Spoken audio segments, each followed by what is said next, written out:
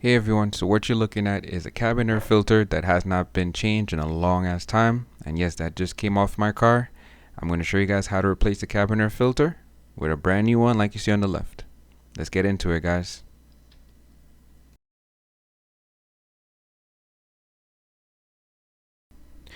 Alright, so before you even purchase a cabin air filter, it's important to look at your recirculation button on your car. If you have one that looks like mine, then you need a 1-inch filter. If you have one that says man auto or man/auto, then it means you need a 1.5-inch filter. Now the air filter that I purchased was a 1-inch because mine is just a simple recirculation button, and I purchased it from FCP Euro. It's a Zengst E1916Li. That's Zengst XENGST. And let's just get into it. So to access your cabin air filter, you first need to take off this panel, which is held in by 2 Torx screws right here. And they look like you use a drill bit of this type of size to access the screws, and then you simply use a screwdriver or drill bit, however you get it off, and drop it down. And now when taking off this panel, you want to be sure to not break anything, break any clips, or break the plastic. It's very fragile. So pretty much is how I got it off. Pretty simple. And once you get off the panel, then you'll see these 4 screws here that covers the cabin air filter.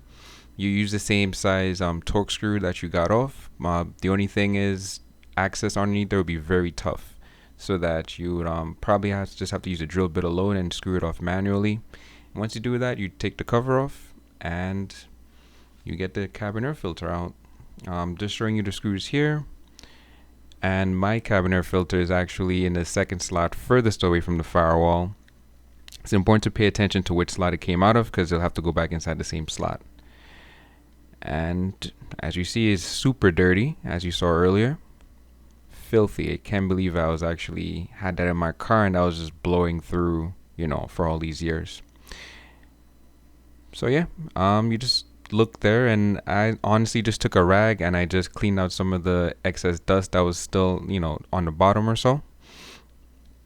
And yeah, clearly you could see this was in much need of changing. There's filthy leaves in there, dirt, sand. Alright, so that's the new cabin air filter. I'm just going to show you how to place it back in. So you want to make sure the arrows are facing towards the firewall. That's the direction it has to go in, so that it gets the proper filtration from large filtration to small filtration.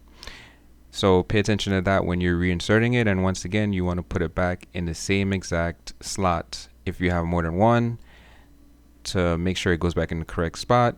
And to get it back in is just as easy as getting it out. The filter is very flexible.